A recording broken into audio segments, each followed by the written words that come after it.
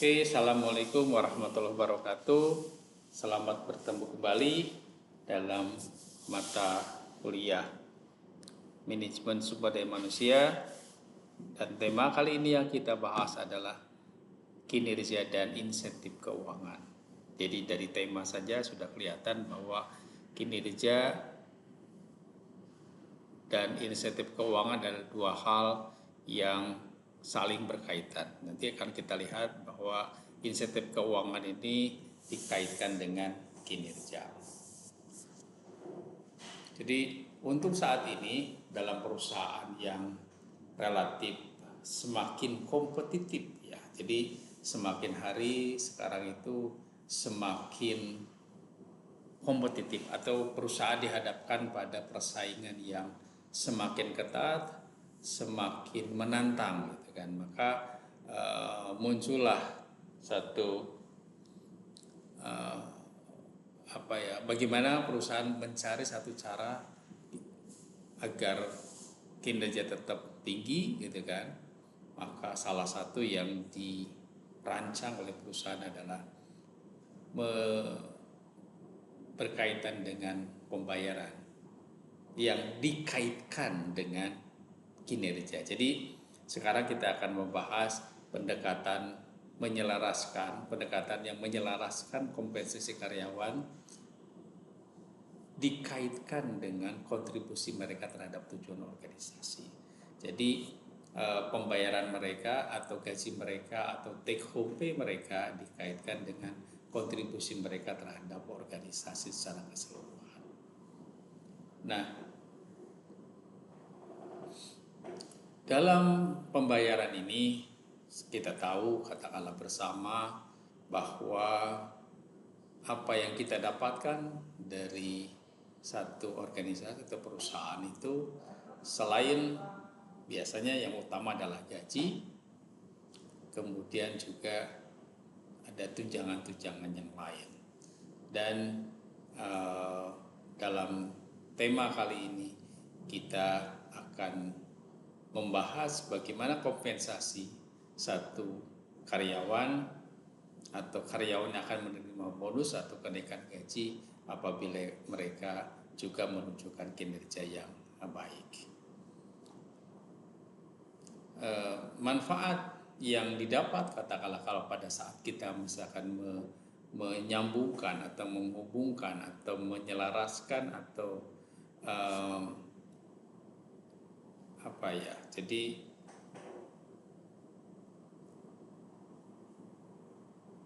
si karyawan katakanlah insentif keuangan yang diberikan perusahaan kepada karyawan diharapkan ini akan mendorong motivasi dan produktivitas karyawan. Jadi menghubungkan antara gaji dengan kinerja diharapkan akan mampu menciptakan tenaga kerja yang lebih terlibat dan berfokus pada pencapaian hasil.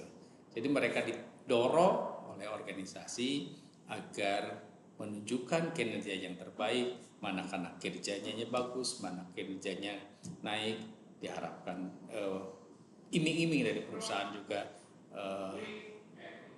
take home pay-nya akan menjadi naik juga. Nah, ada beberapa hal atau insentif keuangan yang biasanya atau umumnya perusahaan lakukan. Di antaranya adalah bonus, komisi, dan pembagian keuntungan. Nah, masing-masing insentif ini dapat disesuaikan untuk memenuhi tujuan khusus organisasi dan memotivasi karyawan secara efektif. Jadi, bonus ini sering dikaitkan dengan target, katakanlah komisi juga sama gitu kan. Dan pembagian keuntungan biasanya ini dilakukan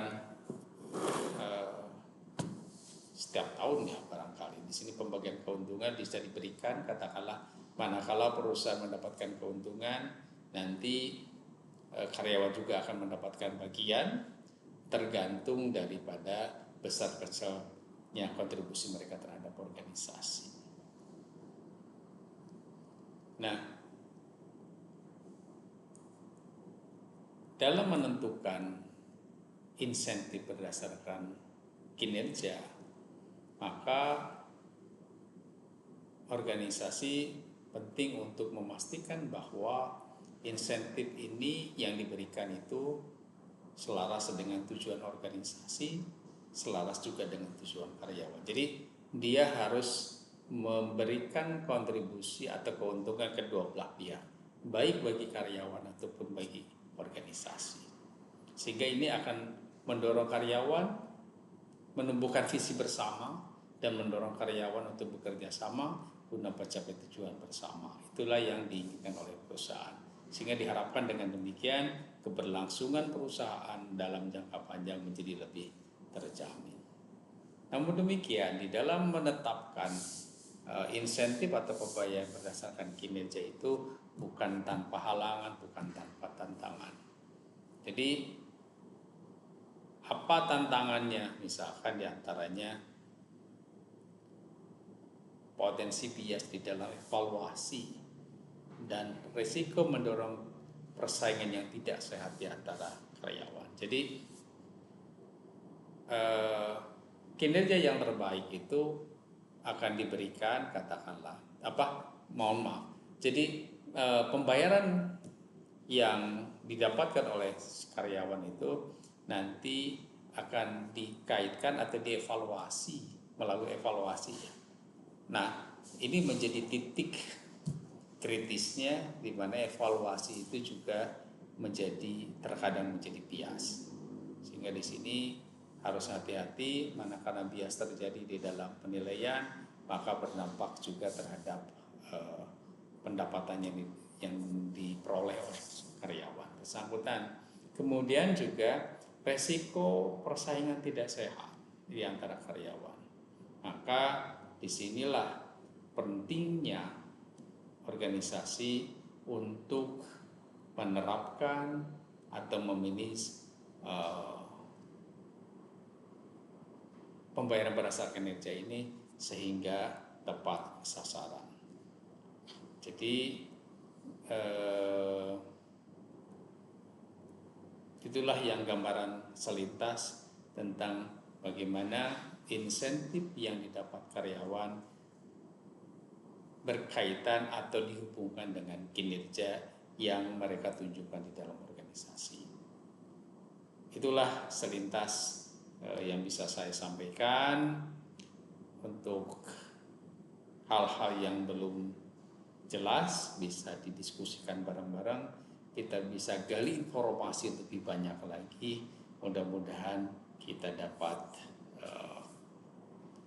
memperoleh manfaat, memperoleh pemahaman yang lebih seksama, memperoleh pemahaman yang lebih komprehensif, dan dengan demikian kita dapat memahami, mengetahui, dan dapat menerapkan, mengambil satu kebijakan, membuat satu mekanisme yang tepat atau yang selaras antara kepentingan karyawan dengan kepentingan organisasi, dan diharapkan keduanya mendapat manfaat yang sebesar-besarnya. Dengan demikian keberlangsungan organisasi secara jangka panjang bisa lebih terjamin. Itulah yang bisa kami sampaikan. Mohon maaf bila ada hal yang kurang. Assalamualaikum warahmatullahi wabarakatuh.